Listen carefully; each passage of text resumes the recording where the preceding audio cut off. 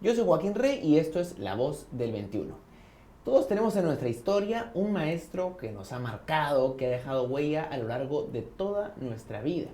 Y hay una maestra que ha marcado la vida de muchísimos estudiantes en Ancash. Se trata de Violeta Ardiles, una maestra que el día de hoy será reconocida en Palacio de Gobierno con las palmas magisteriales en el grado, en la categoría Amauta, es decir, la más alta.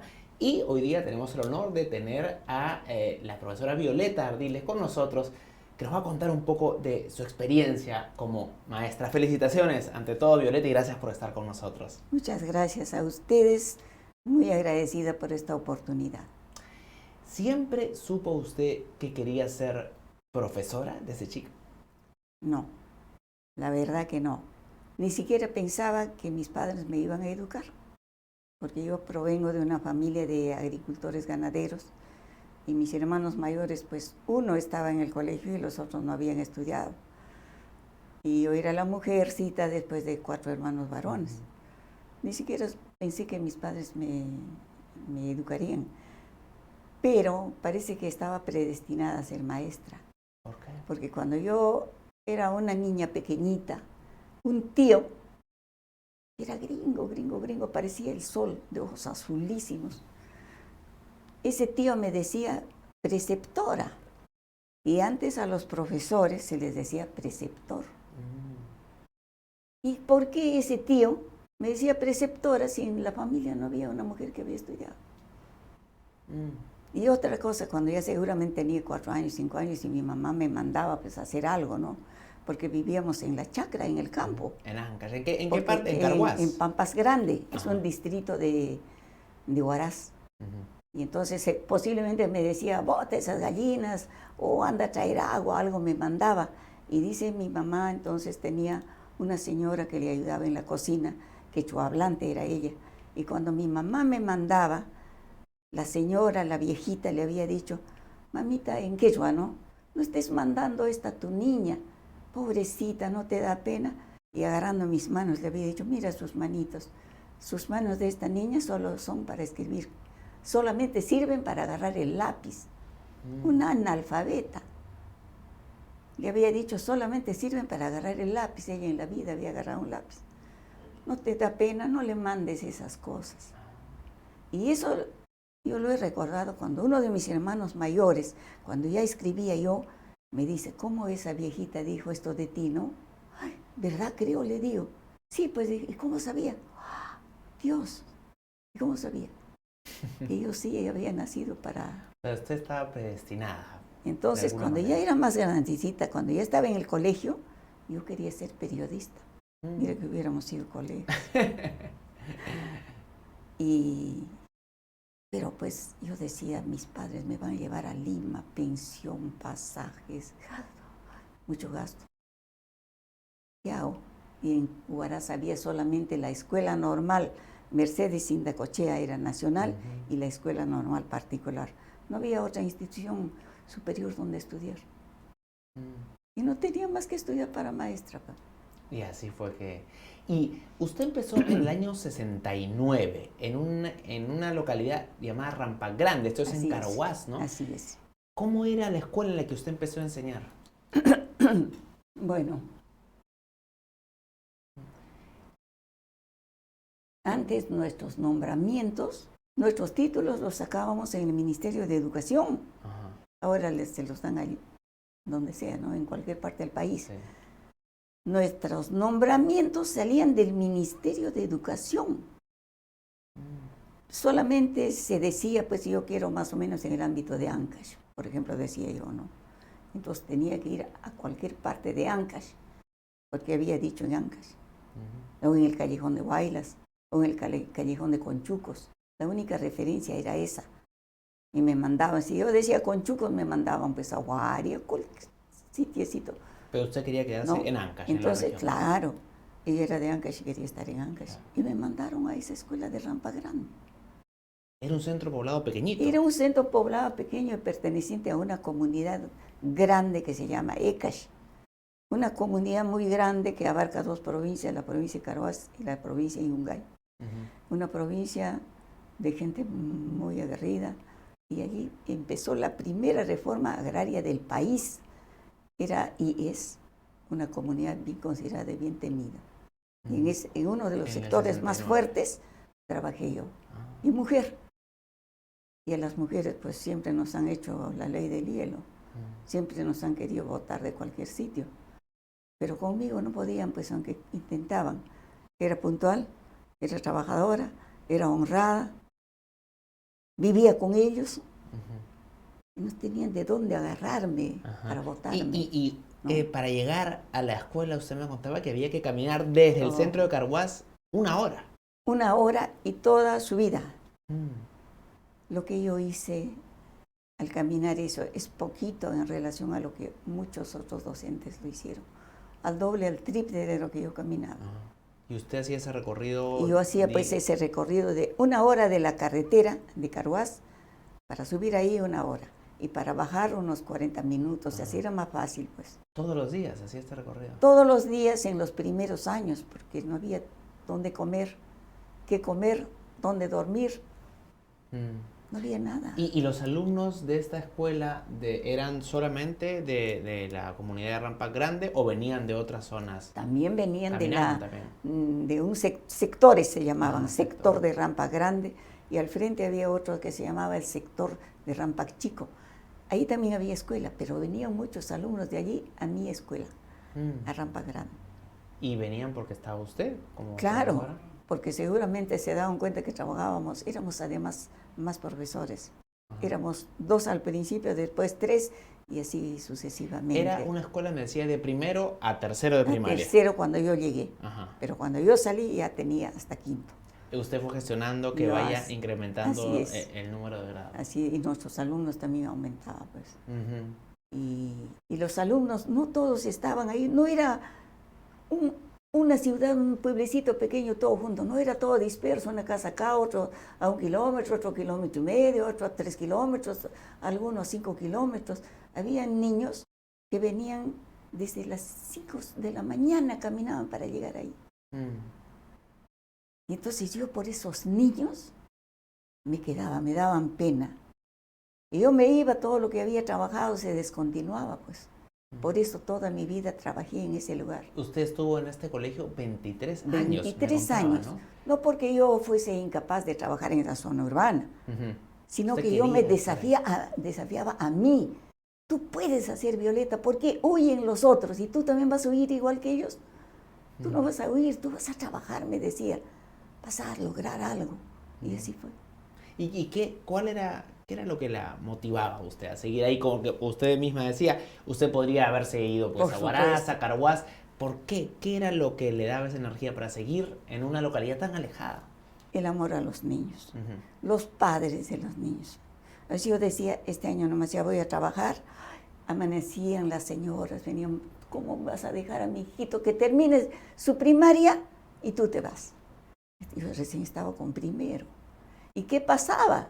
Yo enseñaba primero, segundo, tercero, y como tenía la facilidad de hacer leer, a pesar de no saber tanto del quechua, volvía a primero. Primero, segundo, tercero. En toda mi vida solo saqué 2 promociones. Porque yo volvía a primero. Era una facilidad para mí enseñar a leer. Y ya desde tercero, cuarto, quinto lo agarraban los otros profesores. Entonces yo estaba, usted tiene que empezar como usted. Me rogaban las madres. Y me daba pena, pues decía, quieren que sus hijos se superen, quieren que estudien. ¿Y cómo los voy a dejar? Ya está bien, este año nomás, este año nomás, este año nomás, este año nomás. Se va quedando. Y para retirarme también a los 23 años, prácticamente me obligó la situación. Mis hijos estudiaban, estaban en Huaraz. No había pues secundaria allí. Entonces, y primaria estudiaron junto con esos niños quechuahablantes, mis 2 hijos mayores. Estudiaron allí. O lo que yo enseñaba a esos niños era igualito como hubiera enseñado a mis hijos. No es que yo me daba el lujo de poner a mis hijos en el colegio, en la escuela particular, y yo enseñando como sea. No, yo daba todo. Claro que sí. Para mis hijos tan igual que para los hijos de los campesinos. estaba leyendo que usted aprendió un poco de quechua en el Ay, proceso. sí, Dios mío. Porque sus alumnos eran quechohablantes. Mis alumnos eran íntegramente quechohablantes. Y yo entendía un poco y hablaba un poquito. Pero no hablaba pues como para dictar una clase. Dictar una clase no es conversar así. Es más técnico ya. Palabras que tenía que usar. Y yo entraba y buenos días, ¿cómo están niños? Buenos días, me decían, sí.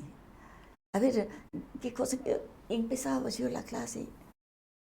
Éramos dos mundos. Dos mundos. Ellos no entendían ni yo tampoco. Hacía cualquier cosa, pues tenía que cumplir mi trabajo, pero encontraba un momento y me escondía por ahí y lloraba de impotencia. 3 años, 3 meses estuve en ese plan. Ahí dije, no, Violeta, ¿qué te pasa? Reacciona, ¿entiendes? Aprende, pues aprende. Y me empecé a meter a hablar, a escuchar, a deducir, a apuntar palabras. Y al año ya estaba hablando casi perfectamente el quechua. O sea que usted fue autodidacta. Sí, la necesidad. Claro. La necesidad. Ahora, cuando usted ya decide dejar la escuela porque sus hijos tenían que ir a secundaria, ¿usted continúa vinculada a la docencia? No, yo pedí mi cese. Ajá. Dije, bueno, estaré unos 3 años, 4 años sin trabajar, luego retomo pues para cumplir mis tiempos de servicios. Pero había dado tanto que, como repito siempre, estaba yo como el limón de una cevichería pobre, exprimido hasta el jugo, hasta nada ya había. Entonces dije, no, así no voy a trabajar. Pero me llamaban directores de otros colegios, Violeta, ven a trabajar con nosotros, Violeta. Una quiso poner un colegio. Me dijo, Violeta, voy a poner un colegio, tú te haces cargo. No, le dije, no quiero saber nada de educación, ya di mucho, no quiero saber nada. Voy a hacer otra cosa, voy a cocinar, tejer, lo que sea, pero no voy a... Me exigían y yo tenía el bichito ahí, pues, y el de escribir también, porque yo escribo desde pequeña. Quería hacer. Y los garrafales errores que traían mis hijos, los cuadernos, todo me tenía así, algo tengo que hacer, algo tengo que hacer. La profesora esta me llama, me dice, Violeta, ponemos el colegio. Tanto me exigió, y un día le digo, ya, pones el colegio y yo voy a ver todo lo que son profesores y alumnos. Tú, tu parte económica. No me vas a decir, ponga a este porque es mi amiguito, a este porque es hijo del fiscal que lo han botado de tal colegio, o porque es hijo del abogado, porque es hijo de tal que lo han expulsado. No, yo voy a recibir a mis alumnos y a mis profesores. Si esas dos condiciones me aceptas, yo te acepto ser la directora de tu colegio. Y así fue. No le gustó. Porque ella sabía, porque ella me conocía, sabía que yo no iba a cejar. Que me diga, ponga ella, es hija de mi amiga, ponga él que es... No. Yo quería escogerme a los mejores profesores. Y le decía, 1 año, 2 años, 3 años, dirán, pues no, ahí son muy exigentes, no reciben, pero después se van a quitar traer a nuestro colegio. Te aseguro. Pensó y vino y puso acá el colegio. Tiene 3 o 4 colegios acá en Lima. Yo no le acepté en las condiciones de ella, sino en mis condiciones. Pero me contaba que usted ahora ya no de una manera como profesional, pero sigue colaborando con algunos profesores. ¿Cómo así lo hace? ¿Cómo colabora? Bueno, hay como cuando yo hago los recitales de cuentos, de poesía, presento mis libros, invito pues a los docentes. Ellos vienen y yo siempre me ofrezco, como el pan que no se vende, me ofrezco y les digo, ¿quieren apoyo para hacer talleres de lectura, talleres de creatividad literaria, de cuentos, de poesías? Me tienen a su servicio, llámenme cuando gusten. Y muchos profesores me llaman. Así me he habituado a que me llamen de aquí y de allá. Y si no me llaman, voy. Y le digo, señor director, yo soy tal persona, hago estas cosas, quiero colaborar con sus... Oh, muchas gracias. Y ahí llaman a los profesores y trabajamos. Y a veces me dicen, ¿y cuántas veces me lo han hecho? Yo estoy ocupada, estoy atendiendo Jaliwarma. Un momento, a ver, espera, voy a hablar con... Y me dejan media hora, 1 hora sentada y yo me voy, pues, ¿no? Y entonces quiere decir que ese director no le interesa, pues. Ujú. ¿Qué más que yo voy gratuitamente? Y a mí me cuesta mi colectivo, mi taxi. Y sigue yendo. Ahora, ¿no? también me contaba que usted escribe, ha publicado ya más de 20 libros. He publicado 16 libros específicamente, completamente míos. Ajá. El resto son coediciones, ediciones compartidas con De acuerdo. Uruguay, con argentinos y también brasileños, en cuyos concursos he participado casi en 12 y los he ganado todos. A veces no el primer puesto, a veces el segundo, a veces el tercero o una mención honrosa, pero es pues algo. ¿Y ¿no? es poesía generalmente lo que escribe? Cuentos y poesías Cuentos para y niños. poesías. Como soy profesora, sé que extensión no le cansa, sé qué tema le gusta, sé cómo hay que llegar, con sencillez pero con corrección. Estos ambos son libros de poesía, ese es para niños pequeños, este es para más grandecitos. Ajá. Sí. ¿Y qué es lo que usted pretende que los niños se lleven cuando leen sus cuentos o sus poemas? Cuando leen mis cuentos, mis poemas, los niños se interesan en leer. O sea, yo lo que estoy peleando es porque rescatemos el hábito de la lectura. Usted sabe que la persona que lee, sabe, habla bien, tiene buen vocabulario, piensa bien, raciocina. La persona que lee sabe imaginar, sabe crear. La persona que imagina, que escribe, que lee, se cura con la lectura. Uy, y puedo estar ahí mencionando muchas razones por las que un niño debe leer. Entonces, yo por eso les doy algo bonito. Entonces, cuando ellos empiezan a leer, siguen leyendo. A veces lo que yo había pensado que lo iban a leer en el trimestre han terminado en menos de 15 días, de 10 días. Bien, hoy día le entregan las palmas magisteriales. Es un tremendo honor. ¿Qué significa para usted este reconocimiento? Dios mío, no lo esperaba. No lo esperaba, nunca esperé. Todo lo que he hecho en mi vida como docente, lo he hecho sin esperar nada, una retribución, un reconocimiento. Cuando trabajaba porque me pagaban, pues. Ahora son 20 años haciendo estas cosas y nadie me paga. Y tampoco exigí que nadie me pague. Y nunca me han pagado. No, ahora que venga este reconocimiento, cuando yo solo hago lo que me gusta, ¿acaso no es un premio muy grande? No busqué. Yo no busqué un reconocimiento. El reconocimiento llegó. Y yo creo que eso vale mucho más que si yo hubiera dicho hago esto, todos los años les hubiera hecho doler la cabeza. No lo hubiera disfrutado. Pero cuando llega así, sin que tú esperes, eso pues, vale, Dios mío, vale muchísimo, mucho. Estoy muy agradecida al Ministerio de Educación y este reconocimiento lo comparto con todos aquellos docentes de zonas rurales especialmente, para que ellos tengan la esperanza de que en algún momento ellos también pueden recibirlo, que no les falta nada, que todo está en cumplir bien su trabajo y dar más. Allí está el kit del asunto, como dicen. Ahí está el triunfo, en hacer las cosas sin esperar, pero darlo sí con todo corazón y con toda convicción. Muchas gracias, señora Violeta, y felicitaciones nuevamente por este premio que está recibiendo el día de hoy. Muchas gracias. Muchas gracias. Violeta Ardiles, maestra que va a ser reconocida hoy día en Palacio de Gobierno con las palmas magisteriales en la categoría de Amauto, un reconocimiento a una trayectoria realmente destacada. Ya hemos escuchado la historia de la señora Violeta y sin duda un ejemplo para todos los docentes en nuestro país. Ser profesor es un trabajo muy noble, es un trabajo central en la formación de la ciudadanía y es un trabajo que tiene que ser reconocido. Muchas gracias, sigan atentos a la programación de Perú 21 Televisión. Con permiso. Muchas gracias.